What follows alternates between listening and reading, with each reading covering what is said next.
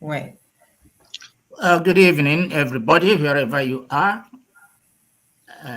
Good evening, good morning, good afternoon.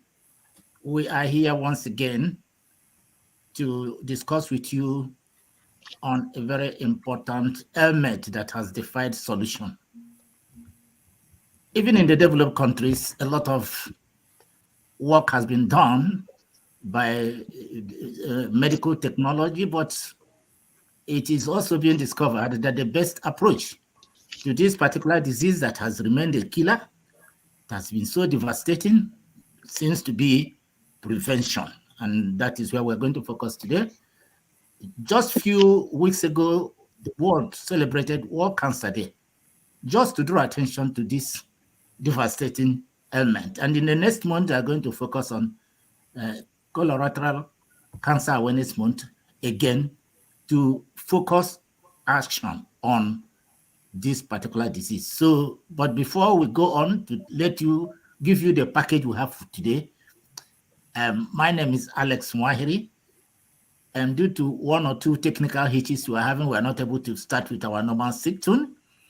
We will go ahead and then let's get this guest to introduce themselves. And I want to start with Dr. Agowa. Dr. Agowa, please can you introduce yourself to the guest? Then we get to Ngozi and the rest. Thank you. Dr. Agowa, thank you, Dr. Alex, and thank you, Dr. Kena, for having me on this show. I'm Dr. Ashwani Agarwal. I'm one of the medical oncologists here in Dallas. I've been in practice for a little over 25 years with a very large group called Texas Oncology, which in fact has become one of the largest groups of oncologists in the whole of US and perhaps in the world. We see all kinds of patients with cancer at all stages, from very early stages to advanced stages, and we provide state-of-the-art treatment. We also have lots of clinical trials for patients who do not have any standard treatment at our cancer centers. And thank you again for having me. I'm I really appreciate. Thank you very much, Dr. Agowa. Ngozi, I have the pleasure to invite you to introduce yourself to our audience. Tell them who you are and what you do. Hi, can you hear me? Yes, we can. I think I'm appearing in two places. Well, go ahead. No. Go ahead. Go ahead. Oh, okay. Yeah, sorry for the technical glitches. I've been having issues logging in from London. As you have said, my name is Ngozi Bonike.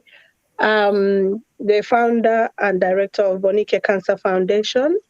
I'm a midwife by career, and but my passion is in cancer, because I'm a widow and I lost my husband from bowel cancer. So it's something that I advocate for, and we're not going to rest until we find a solution to this. Thank you. Thank you very much. And you seem to be sharing the same passion with the founder of David Omenukor Foundation, and who is the chief host of this program. So I have the pleasure to invite the chief host of this program to introduce herself, because I don't think I have the capacity to introduce her, and at the same time for him to introduce the program. So she's going to perform two functions. Dr. King, over to you. All right. Hello, everyone. Welcome to this episode of Kina Health Show. February 4th every year is devoted to creating awareness on the scourge and devastation of cancers. Most cancer organizations, though, throughout February, they do organize several activities and programs for this sensitization. The significance of these events are to emphasize the dangers and the challenges that the society is facing from cancer. Today, we are going to examine the dangerous impact of cancer on mankind and suggest ways to avoid the dangerous canker worm, and to share the efforts David Omenukor Foundation has made so far as our commitment to this course. Please stay tuned. Okay, that's wonderful. So you people can, those watching us, please What I will request, as much as you can, like our program, share it on Facebook and on YouTube, invite people to join you because you can be saving a life. So with this in mind, I think we need to begin to ask ourselves, and let us get the audience to know, what is cancer and why is everybody struggling to fight cancer? Dr. Agowa, let's start with you. So, thank you for the question. In a very simple or simplistic terms, cancer is an uncontrolled growth of cells in any part of the body. So we all know these human body as human body, all these cells we have, like billions and billions of cells in our body, and all these cells, they eventually have a function, and they have a thing called apoptosis, or they eventually die. All the cells anywhere in the body. So the longest that the cells that live are the brain cells and the nerve cells, but all of the cells in the GI tract, in a lot of other places, skin, they have a lifespan and they die. In some of these cancers, what happens is, in cancer there is an uncontrolled growth of these cells, and these cells almost, I would say, refuse to die. Not only they refuse to die at their own time, it starts spreading to other parts of the body, which is called metastasis, which is one of the hallmarks of cancer, that they are able to divide. They are uncontrolled division of these cells, and then they are able to go from the primary site to other sites of the body, which is called metastasis, in a very short time sometimes. So this is the basic, very basic uh, way of understanding cancer. Now we have lots and lots of causes of cancer, and a lot of times we don't understand what is the cause of cancer in a lot of things. Like we know the smoking has been clearly linked to lung cancer and several other cancers. Radiation therapy has been linked to several kinds of cancer. So we have some etiology, some places where we know the cause of cancer, but a lot of other places we still are struggling and trying to find those causes. Yeah, Gil, I think you might want to ask or you want to add. No, I was gonna ask Ngozi, with this background and knowing where we have been with our fight against cancer, um, can you explain to us what's the essence of World Cancer Day?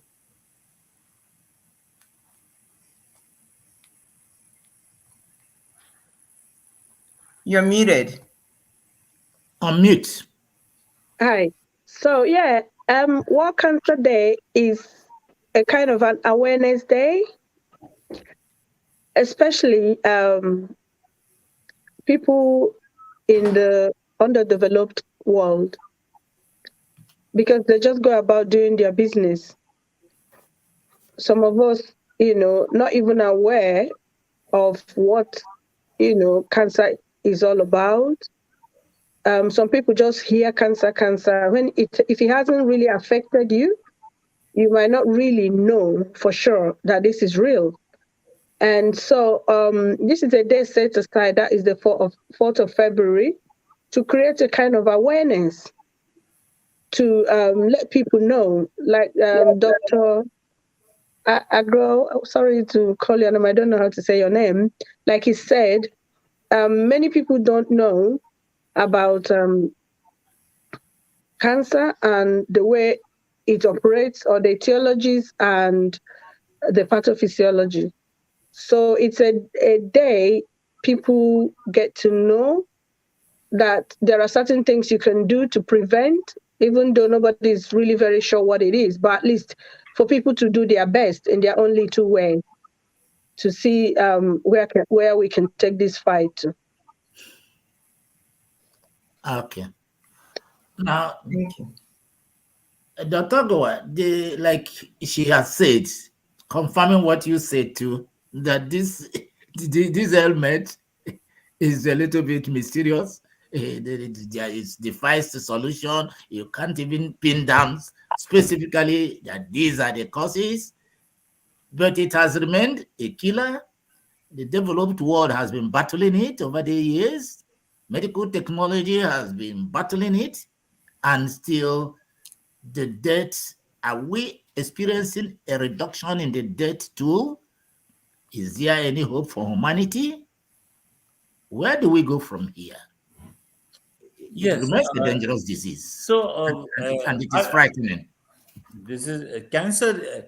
The word cancer is almost used to be actually when I started. I did my medical school in early 80s and did my training in 90s, and then I became an oncologist in 95 to 97. I did my fellowship. I mean, in those days, I call it like the dark days of cancer. Cancer, just the word of the diagnosis was a death sentence. And at that time, there was absolutely no treatment except for few cancers which we were able to treat. But in last almost 25 years, I've seen the whole change in the field of cancer, from like a terminal diagnosis to a very curable disease. So these days, the cancer is not a, I want to stress to all my audience and all everyone listening, is that cancer is no more a terminal diagnosis. If we can find the cancer in early stages, there is almost in most of the cancer there is a cure rate of almost 70 to 75%. Cure rate means the cancer will not come back in about 70%. If you can find it in early stages and treat it properly with surgery and chemotherapy and radiation, there is a 70% chance that this cancer is cured. That this is how far we have come from being a terminal diagnosis, a horrifying diagnosis in 80s and 90s to a cure. The other 30% of the patient, a lot of these patients, what happens is it becomes a chronic disease sometimes. So I have a patient right now who was presented to me with a gastric cancer, stomach cancer, which had spread to the liver. And that was in 2013. And he went through chemotherapy and radiation and everything did not work. In 2014 he went into hospice, and somehow he survived the hospice, but in the meantime the new treatment evolved, which was immunotherapy. And 10 years later I'm giving him immunotherapy, which he gets like once a month, and he is in complete remission. So Wow. this is the guy who started at 72 with metastatic gastric cancer, life expectancy of less than 6 months, and here he is with me now. He's almost 82, and he's cancer almost in remission. He just has to get one treatment or one immunotherapy treatment once a month. So in some of these cancers which we are not able to cure, we are making it more of a chronic disease like diabetes or hypertension. And then eventually some of these patients, they pass away not from cancer, but at 82 there are other things that will come in, like you can die of pneumonia, you can die of urine infection or something else. But now he's 82. So I have stories after stories of this cancer. First, I want to stress, is not a terminal diagnosis anymore. Dr. Yeah, Agarwal, I have a follow-up question on that. So we appreciate that a lot of people are surviving. Like you said, some of them are turning into chronic diseases, and the treatment and advancement in technology has helped. But yet, the number of people who are still dying from cancer is staggering. How do you explain that? And that is very true, because the a couple of things that has happened in developed world, we were able to diagnose the cancer, but in the underdeveloped world, the biggest thing was most of these patients would die, and most of these patients were not even diagnosed with cancer. Now the diagnosis is being made and established in these patients, but still especially in the underdeveloped world, these patients are coming in late stages of stage 4 and beyond. And once you come in the stage 4, the chances of cure are very small, and even in those cases, the uh, you can make it a chronic disease. But in a lot of places, a lot of these immunotherapy, radiation therapy is not even available. Now in America, this has been proven that the death rate from cancer has clearly gone down, especially the things with breast cancer. The death rate has gone down very significantly over last 20 years. In yeah, fact, if you get a breast cancer in early stages, there is almost, with the chemotherapy, surgery, and radiation, there's almost a 90% chance of cure with the breast cancer. But death rate all across the developed world has clearly gone down. But you're right. In underdeveloped countries like India, and I get these calls from India all the time, by the way, about these patients with cancer. And when I give them the treatment of choice, lot of time these people, they can't even afford it, and because it's all very expensive, like immunotherapy I'm talking about, each dose which this patient has been getting for last like 6 7 years, each dose over here in America cost about $12,000 a month. And India, no one can afford it, and there is no health plan that will all even give you that kind of money to for these treatments.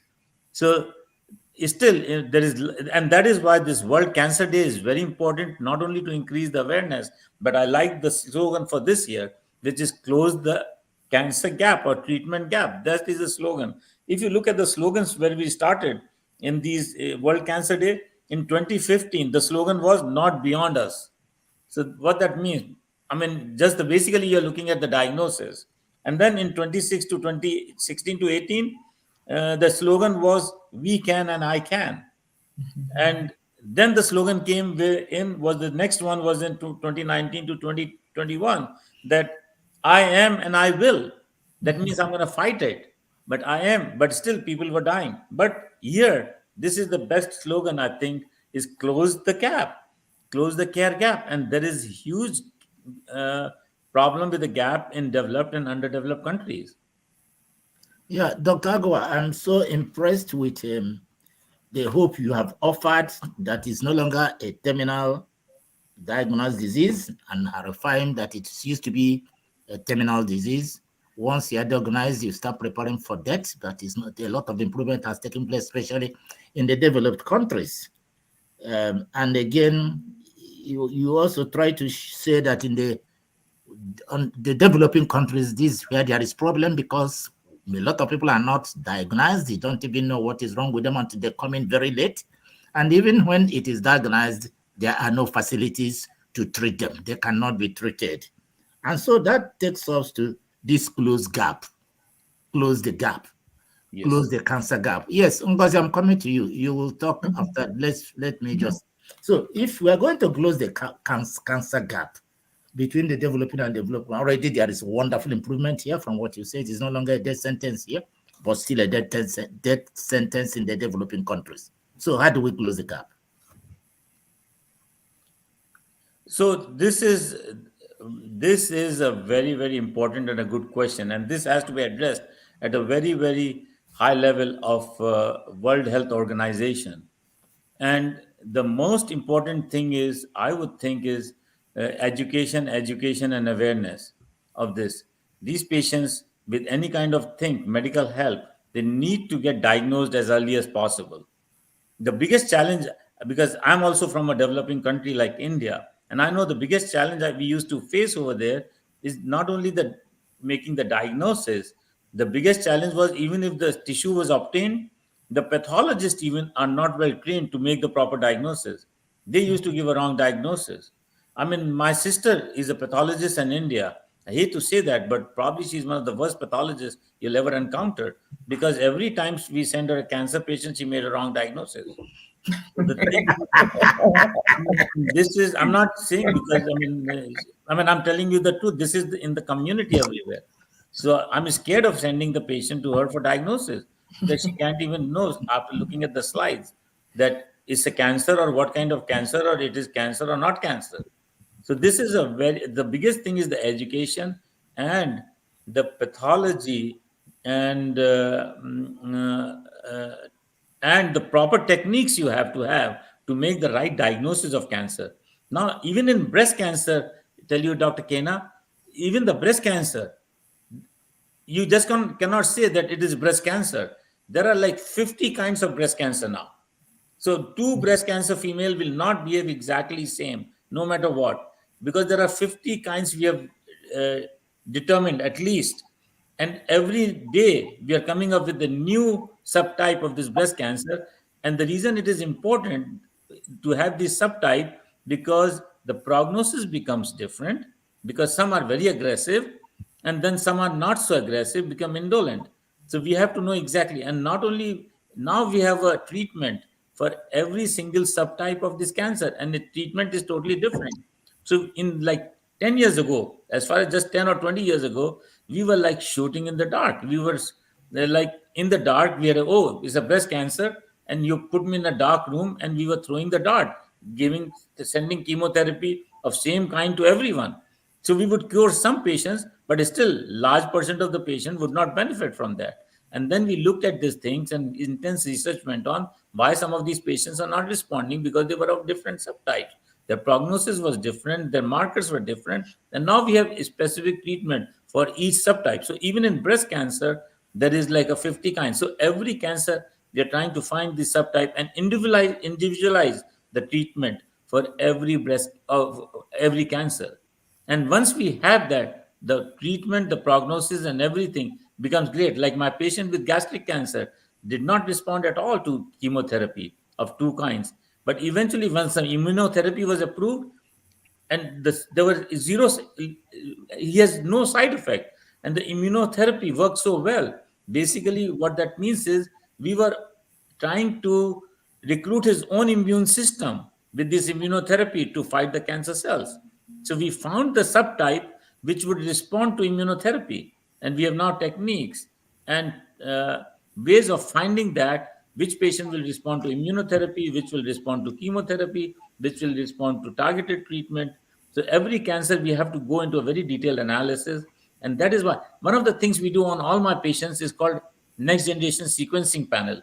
What that it looks at in every cancer is what exactly the kind of cancer it is, and what exact kind of treatment will this patient respond to. And this is all available here in America. Luckily, we are very fortunate here. But in a lot of other countries, they can't have the proper even pathologist who can diagnose the cancer. That is, and they do the misdiagnosis. Sometimes I've got these slides from India to this place, to America, and to our pathologist, and they've changed the diagnosis completely. He says, "Oh, this is not lymphoma. This was completely different kind of disease." Wow. The biggest challenge in some of these developing countries is even the diagnosis. We are struggling. So this is a very good slogan for the, and this has can be done only at a very large World Health Organization level. If you think of the whole world, is you have to close this gap. First thing is to make the people aware, and still if they have some kind of thing, the people keep neglecting, they don't go to their doctor. And there is some kind, even here I see once in a while these patients who don't want to just go to the doctor till they go to stage 4. So they need to go to the doctor, and the doctors need to be aware of all this, that this could be cancer, and we need to make a proper diagnosis. That's where the first step in the closing the gap is making the proper diagnosis and increasing the awareness all around the world that there's cancer, and it can be cured with proper treatment and early intervention. Okay. Okay. Kina, you want to? So I was going to ask Ngozi, still on this close the care gap of cancer. Recently, I think about a week or two ago, Omenukor Foundation and David Omenukor Foundation, we joined hands together. We went back home, talking about creating awareness. For the first time, we did a walk to get people back home to raise alarm on the dangers of cancer. How did you come about this idea? I know we've done it in Owerri, and we've been doing it for over 4 years now. And how did it go? And how do you think we need to move forward now in tapping some resources through World Health Organization or even Union of International Cancer Control to help these foundations that are based in the rural areas to help us create this awareness, because it requires a lot of resources in order to sustain it. Your thoughts? Yeah. Okay. First of all, before I take that question, I want to have a question for Dr. Agarwal, because I'm kind of a bit reluctant to say that, cancer is no longer a terminal disease, in the sense that I will still find it very hard to say that. I would rather say, depending on the stage, it's still terminal. The reason why I'm saying that, I agree with you that there are a lot of improvement and innovation in cancer treatment, like the targeted treatment and the immunotherapy. However, as I said, I lost my husband from bowel, and we went through all this immunotherapy and targeted treatment, but it worked for 14 months and it stopped working. And then the cancer just came back in full force. Do you understand what I'm saying? So for me, it's still a very gray area that I'm still very reluctant to appreciate what you just said. But it's my opinion anyway. Thank you. I'm extremely So sorry about your husband. I mean, this breaks my heart. Only thing I can say is early diagnosis is the key for treatment in most of these patients. But I'm so sorry to hear about your husband and your personal experience. yeah, so probably because he was diagnosed at stage 3A. So are you saying with immunotherapy, if it was like stage 1 and 2, it works better? Or what? So sometimes immunotherapy works also in early stages, and sometimes, but most of the time, right now, it is approved for most of the cancer in late stages, so that we make it a chronic disease. Like this patient who's 72 years old, I was talking about the gastric cancer. I have another patient with lung cancer, metastatic stage 4. Uh, who we thought is going to pass away in 6 months. He's still with me after almost 4 years. Another patient with kidney cancer, stage 4. He has pretty much cancer in every bone of his body, but he's still going around for third year with immunotherapy. So it's mostly, right now, it is mostly approved in late stages, when the cancer is more metastasized. Early stages, some places we are using it, but not for all the patients. So But when it I stops, mean, like I said, 70% of the patient in early stages and with right treatment will be cured. But there are 30%, some of them will become chronic, but large percentage of those 30% patients, like still one third of patients will die of cancer. So, so there is still, we have a lot of work to do. so do you think that so what I'm saying, I want to find out that, have you had some cases where immunotherapy did not work? Oh yes, oh yes. So it doesn't work in every patient. In some patients, like it only works about, like I would say, in about maybe like 40 to 50% of the patients it works. In the other 50 to 60% it may not work. And then we have other things we can do for those patients. Oh, okay. There is Yeah. a lot of work going on in that. Why it's working, why it's not working, what can we do to make the immunotherapy better? I mean, there is research going on every single day on these issues, but only it works about half the time at the Okay. most. Yeah. Thank you. So back to what Dr. Kina asked me. Yeah, I would say that what really inspired me to think of taking this awareness back home is because um, as you get older, all your thoughts and everything keeps going back home, especially if you're from back home. So no matter how unfortunate, I would say where with the treatment or whatever, I cannot compare it with people back home. So for me, it breaks my heart because this foundation started since I lost my husband. And every year I do programs at home. And it really breaks my heart when I go home and see the situation, even for simple things like diabetes, talk less of cancer. So I end up crying the whole period, so it's quite hard. And then last year, I went home for an honor. And they were telling me that I'm going to speak in my language, and it's meaning, you have to start. Charity begins at home, if that is makes sense.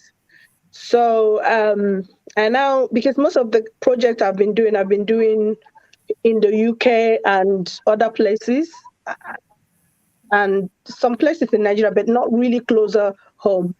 So I decided that this year I'm going to start the awareness, with the saying that charity begins at home. So fortunately for me, I linked up with Dr. Menukor, and she bought the idea. So we decided to pull it together, which, to be honest with you, even up to now, people back home, the coordinators and the volunteers, people have not stopped thanking them. Honestly, the kind of thank you and appreciation we are getting, I did not expect that. So to me, I am really, really very happy that we did what we did. And we're not going to stop. By the grace of God, we'll continue as far as we live and God gives us life. Now, in terms of funding, Thank you. Thank you for your work, and please keep up with thank you, sir. it. Yeah, I mean, this is the best way to honor your husband, actually. There is no yeah, better way to honor a great man is to just do the service like you're doing. yes, sir. So now the question about funding, um, I don't know about America.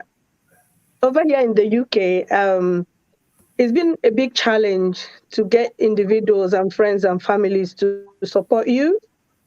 So it's so many people, as I keep saying, even people in the Western world, they don't still understand what the cancer is. So talk less of GoFundMe and raise fund here and there to support it. So most of the time anyway, I I fund the project. So it now leaves us with the question: how long and how many more can we do? Yes. Exactly. So That is we you're right. I mean, individually, this is such a huge, big problem. This is the thing, kind of things where people sometimes ask you a question or ask me a question that what do you want the government to do or the World Health Organization to do? I mean, this is exactly what they need to do. Is there are certain things on the individual level we can do, like if someone needs a transport a cancer patient, I can take them to the cancer treatment or something at a level. What I can provide is sometimes I tell them, okay, let's get some medicine through the the company free of cost. But that is on a very individual level. Or we can provide, okay, we won't charge co-pays or something. That is on a very individual level we can do. But on this large scale level, where the whole community has to be educated and made aware, and they need machines and workup, and we need trained pathologists and radiologists. I mean, for this, we need the help of the country government or the World Health Organization to step in at every stage. And that is where I think we all need to petition and keep working to give the funds to the places where they need most, and which we call a proper distribution of the funds. So that has to be done at a much larger scale to address this problem, because this is a huge problem, and none of us can address it on this at this level. But the thing is, what Dr. Kena is doing is a great thing. At least bringing this awareness. I think thousands and thousands of people are probably listening to this, and at least making people aware and to know. And I'm sure some politicians, some people in the thing may be listening, and they may act. And you'll need just one kind of light which will trigger a proper distribution of funds in the right areas. Okay. yeah. Tina, So a question about how do we tap into resources, because as far as I'm concerned, that's the most important of everything about our foundation. Because if we have the money, God at least has given us enough that we can eat and feed our family. So if we have the funding, I'm very sure we're going to distribute it to the right channel. So now the question is, how do we raise funds? So I think it's something we have to collaborate, number one. Collaboration is important.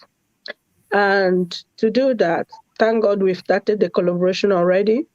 Bringing some other foundations and charities, tapping into other NGOs. So for me, I've been so busy with, because my children are little and other things, I've been so busy with life. I've not really given it attention. But this year, I'm trying to network as well to other people. Like there's a friend that has his own first health, kind of health. He's trying to create the kind of NHS we have in the England. He's trying to. That's the kind of thing he wants to do, whereby people we have identified general practitioner, which is not our home.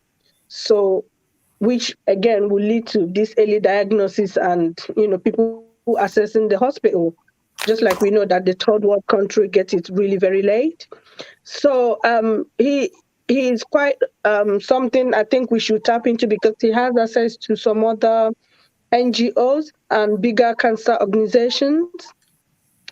So he's saying that we should reach out Okay. Okay. Let me and take it. grants. Okay. Let me take it off from there. Dr. Goa, I want to say that the summary the LCM all were saying is that the greatest part to survival, the greatest part to tackling cancer, early diagnosis, adequate education, adequate awareness creation, let people know there is danger, let people know that this danger can be tackled by early screening, early diagnosis, early detection, and early treatment.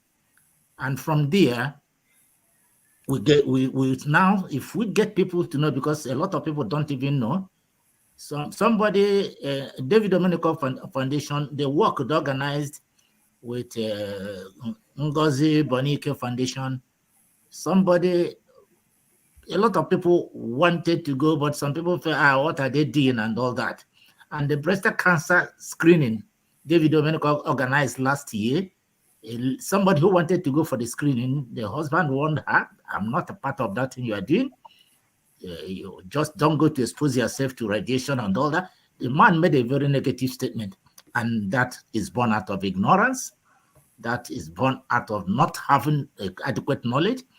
So education is going to correct all this. So from there, you have said what it means to close the gap, and we need funding to do this. And this is where I think we need to appeal to people.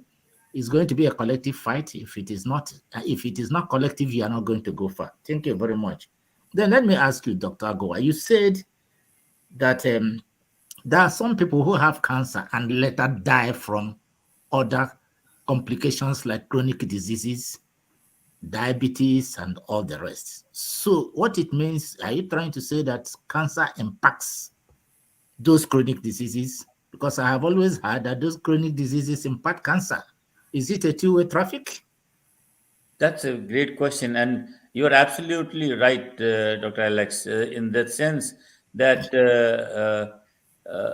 when you have a chronic disease, your immunity is compromised. So we don't know the exact relationship between the chronic disease and the cancer, if the cancer affects the chronic disease or the chronic disease affects the cancer, but there has to be some relation. My point was like, eventually, all of us, no one is going to go alive from this planet. We will die. But the thing is, if someone has become like this patient I was talking to, he's like 82. Now he has a much bigger chance, as his cancer is in remission. There is a much higher chance that he may die of some other disease than from cancer, which is under control. But will that cancer has already may affect some other chronic disease? It's very hard to say. But there is a relationship.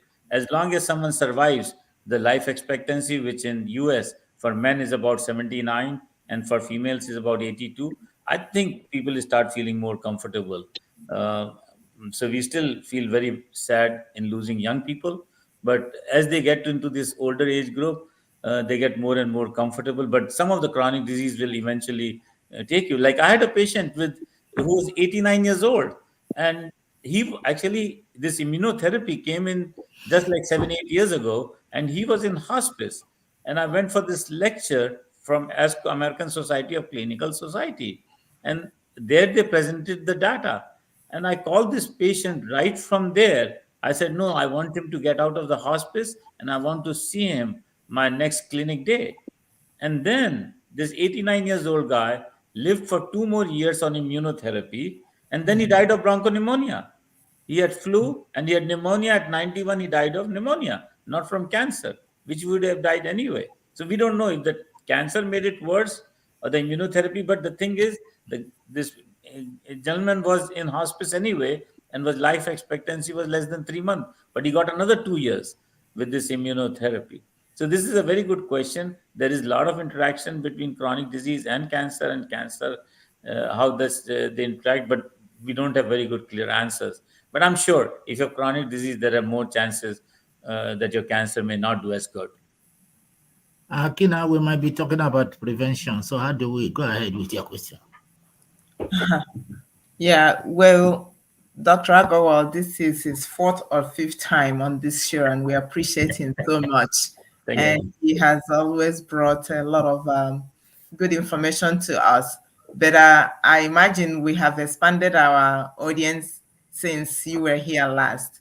So I wanted you to touch a little bit about what are the things we can do to prevent cancer, some of the things that we know right now. Very good. Actually, someone said, and I don't know who said that, but ounce of prevention is better than a pound of cure. But for cancer, I'll say an ounce of prevention is better than a ton of cure. I mean, if you can prevent cancer, that is the best thing you can ever do. And there are a number of things, or we can find early. The number of things, like I said, we can do to cure it. Like in my practice, in our this thing, I have two doctors. One is a nephrologist, one is a cardiologist, and their cancer of colon cancer was diagnosed in stage 1 and 2. And 10 years later, they are still practicing, they're cancer free. And the only way they discovered that cancer was they went for a routine colonoscopy, which is much more common. Like colon cancer is much more common here in US than probably in Kenya or in India for some reason. But here we have a guideline. So some cancers we can. First, let me talk a little bit about the prevention. The best thing that has been shown to prevent cancer is a healthy lifestyle with a regular exercise, which is like 4 to 5 times a week of 45 minutes, something on a treadmill, on running, getting your heart rate up. About 45 minutes of exercise 4 times a week will prevent cancer, almost a 30% decrease in cancer. That is one important thing that has been shown. Obesity is also related to cancer. So one is exercise, exercise, exercise. Second is a diet, proper calories, and make sure that you are in the ideal body weight. Now, Dr. Dazi will say, oh, there are a lot of people with ideal body weight getting cancer. Yes, they will. But the chances of being cancer with ideal body weight is much less than someone with obesity. Okay, so ideal body weight, good diet, exercise. And third thing is the most important thing I cannot stress enough is smoking is totally harmful. Smoking has been related to not only lung cancer and number of lung disease, it has been related to pancreatic cancer. There is a higher incidence of urinary bladder cancer. I mean, there is not one single thing that is a good thing that smoking does. So we should do complete clamp down on the smoking part as much as we do. Yeah, and the good news in US is the smoking rate has gone down so much, and we can see already the effect of that. The incidence of lung cancer has gone down with this smoking cessation. Then other things you can do is try to prevent the radiation. So, like Alex said, that some women are afraid of mammogram because of the radiation exposure, and I don't blame them. And this is what I mean, because they get it every year. There may be some relation, but this study, a long-term study, was done in Canada, about this mammogram and relation to this thing. Over time, they have shown that if the women have regular mammogram, their chance of early detection and cure are than much higher than even the side effects from radiation. The amount of radiation in the breast mammogram is so little, it is almost like getting a day of sunlight or something. So it's a very small amount of radiation. So that is another awareness we have to bring in. But you have to make sure that if you are in the radiation field, if you are a radiologist or someone radiation tech, make sure that you wear proper equipment so that they can measure the total amount of radiation exposure. So on one side, I said there are oncologists, two doctors in our group who got cured of colon cancer, but there are two other cardiologists. Can you believe cardiologists? They died of cancer. Two very young cardiologists, both in their 50s. And the reason I think they died off is because they were doing these angiograms and getting exposed to these radiations day after day after day. And both died of a similar kind of very aggressive lymphoma. And both went through the bone marrow transplant and everything. And they still died. And they were in their 50s. One was in their 40s and the other one was in 50s after all the treatment. So radiation exposure is one thing you have to be very careful. If there is any chance, please, please, please try to avoid it as much as possible. So these are some of the things. Main thing I would say is the diet, ideal body weight, exercise, smoking cessation, and exposure. These are exposure to radiation. These are some of the things I can do to prevent. We can do right now to prevent cancer. Then the other part comes in early detection of cancer. So the early detection of cancer, there are only two things right now we must do. Is for women, they need to do, the women who are actually scared of mammogram, even if they can do a good self breast exam, if we can just teach them how to do their own breast exam, and if they find any abnormality, that is the time if they can go for a mammogram or see a doctor instead of going through denial. Some of these women, they find some lump or something, some thickness of the skin of the breast, and they say, oh, it's nothing, and they are in denial. If they find any difference in the breast, at that time, if they can go for a mammogram or see a physician, I think then also we can detect a lot of these early breast cancer, not on a routine mammogram. Routine mammogram is great, but if the woman is scared, tell them just do a breast exam on your own when they are in the shower or whenever they are taking a bath with a bucket, once a week even. And if they find any difference in the breast, the size of the breast, the look of the breast, any thickness of the skin, any lump, right away they need to see the doctor. At that time, they can go for mammogram, and that itself will be very helpful. For men, it is very important to get a colonoscopy at the age of 50 and then every 5 years, depending on what they find. These are the two things that have been shown clearly to decrease the death from these cancers. And I'm like 63 now. I've already had 3 colonoscopies, and I have a couple of polyps removed. Because the colonoscopy, the thing is, the colon cancer goes through very good defined stages. It goes from polyp to more growth and then cancer, and this stage is about 5 years. So if you find a polyp and remove the polyp, you have already taken the chance of getting decrease the chance of getting the colon cancer. And that's what I do every 5 to 7 years. Wow. Ngozi, talking about what we need to do to prevent cancer. I know in the UK, the guideline over there is very different from here. People in their 50s over there hardly get screening colonoscopy. Can you explain why? Is it because the incidence of colon cancer is less in Europe? And if so, do we know why? No, not really. In Europe, it just touched me when Dr. Agrawal said that 50, you do your colonoscopy. Because if my husband had done his colonoscopy at 50, he wouldn't have died at 53 or 54, So yeah, in Europe, because we practice differently from America. I mean, like in London, let me just be specifically to UK, not other parts of Europe where they have health insurance. So in UK, we run what we call the National Health Service.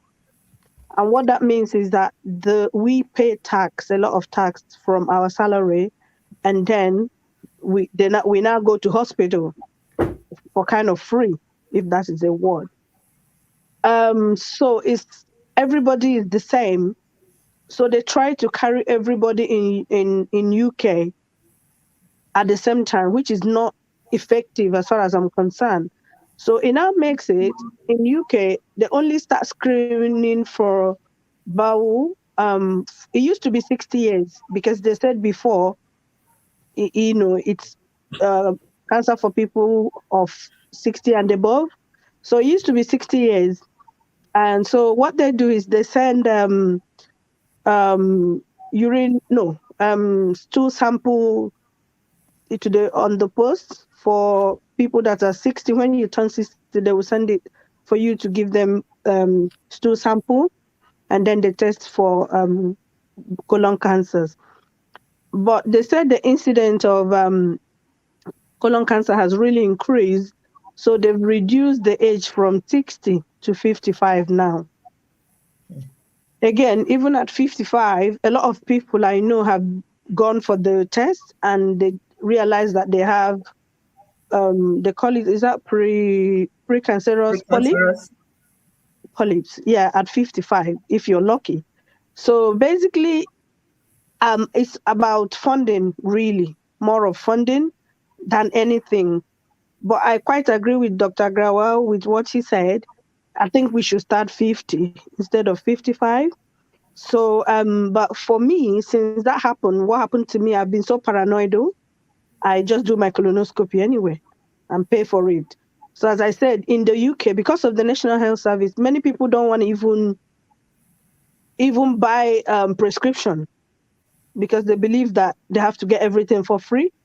So, talking about doing colonoscopy, you're looking at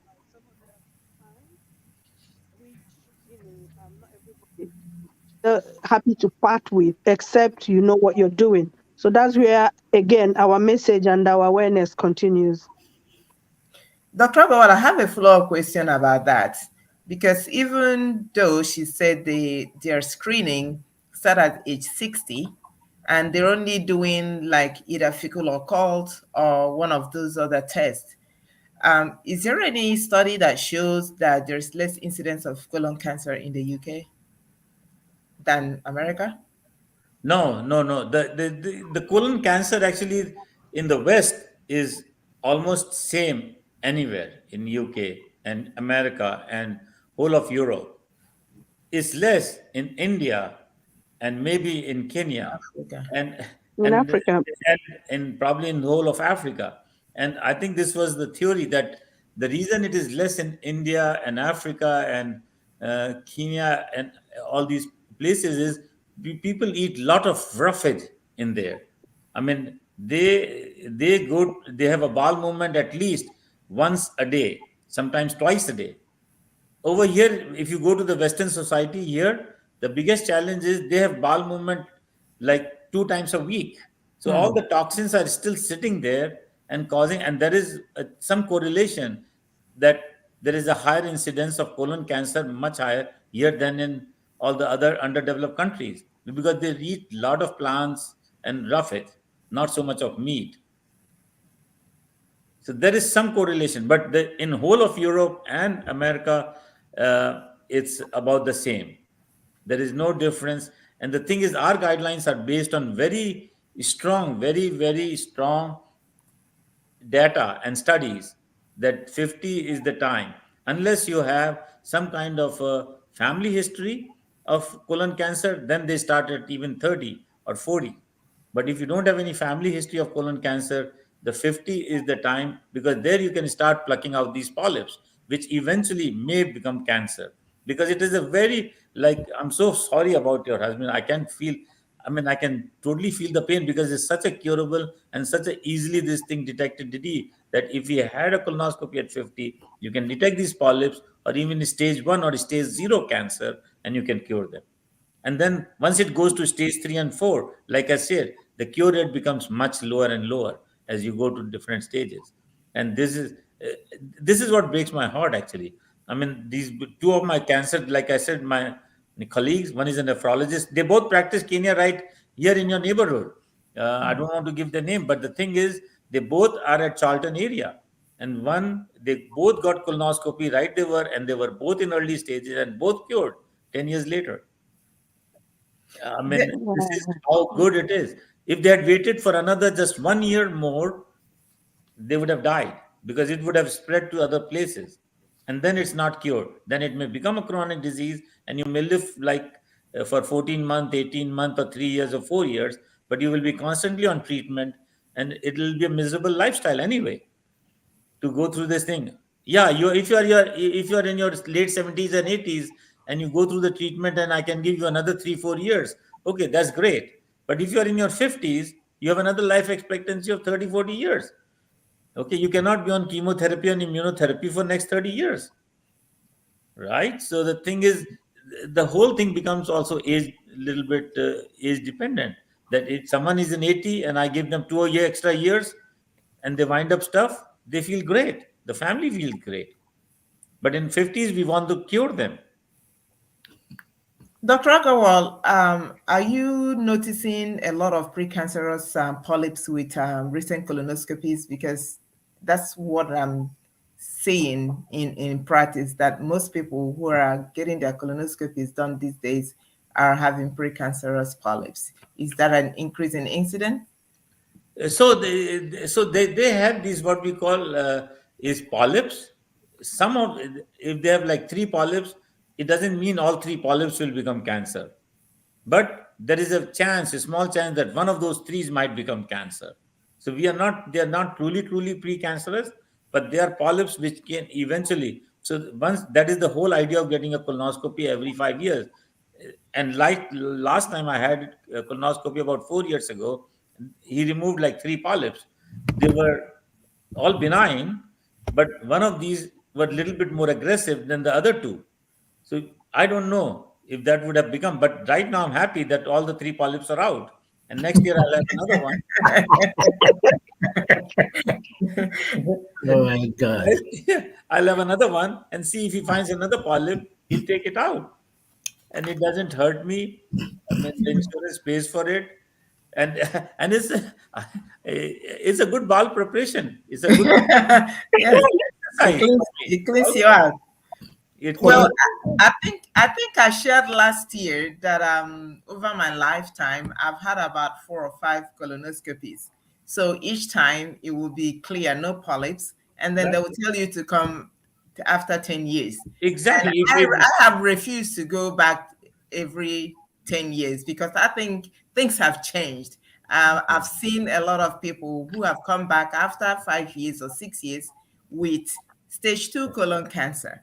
Yes. And so the last time I had my colonoscopy, I had one precancerous polyp, which was Yeah. removed. And they told me to come back after 5 years. I said, no way. Yeah.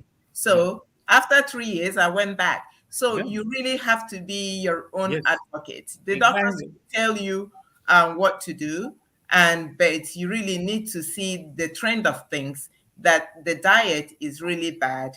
And I believe somehow it has a relationship to do with the number of how fast these polyps are forming and how fast they are turning into cancer. That's, from a layman point of view, that's what over my 30 years, I've seen things. After David died 10 years ago, he was not quite 50 when he was diagnosed with almost stage 4 colon cancer, and he died from it.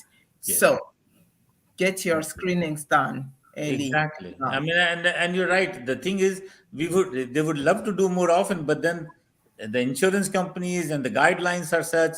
They say, oh, this doctor is trying to just do more, make more money or something, and so most of the doctors will stick with the guidelines instead of. But you are smart.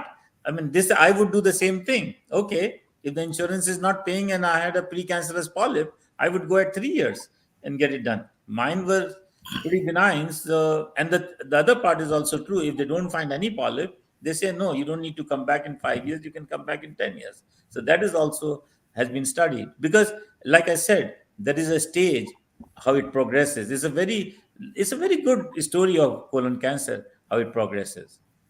Yeah, I think this is where we're going to call it a day. Our time is up, but let's just take a little 1 second summary in case somebody is just joining us. Let's give them a take-home message. I want to start with Dr. Agoa. What do you tell the people? What is their take-home message for the day? I agree with this slogan of World Cancer Day this year. This year is let's close the cancer gap and let's increase the awareness and first is the prevention and early diagnosis. Okay, Ngozi, what is your message? My message is that you have only one body and you better look after yourself. Okay, my own message is simple. My own message has to do with more education, create more awareness for our people, and early detection. On that note, I'm going to go to Dr. Kina, who is going to give us her own message as well as summarizing the program. But I also want to use this opportunity to congratulate her for her award last week. She was given an award for a standing performance in health global impact. Dr. Kina, congratulations. Congratulations. I also want to use this opportunity to let our audience know that March is Colorectal Cancer Awareness Month, and we may have to come back. This particular panel will come back next month to look at and continue, because there is a number of things we did not touch today. So I think we may need to continue with this program in March, early March, so that we can do something on the Colorectal Cancer Awareness Month. Dr. Kina, over to you. Thank you, all our viewers. Thank you, our panelists. This has been another wonderful show. Please take care of yourself. I tell people to watch what you eat. Enjoy your life, because there's only one life to live, and it comes short. But another area that I want to ask the audience to, this is like an appeal. We have started the work and we're not going to stop. We need your help. If anybody can do grant writing or have any resources that can help us go to the grassroots to educate people on the importance of healthy living, eating right, exercising, and screening. This is my appeal today on this show, and we'll catch you all next show, probably talking about colorectal cancer awareness month next month. Thank you all so much. Thank you. Thank you for having me.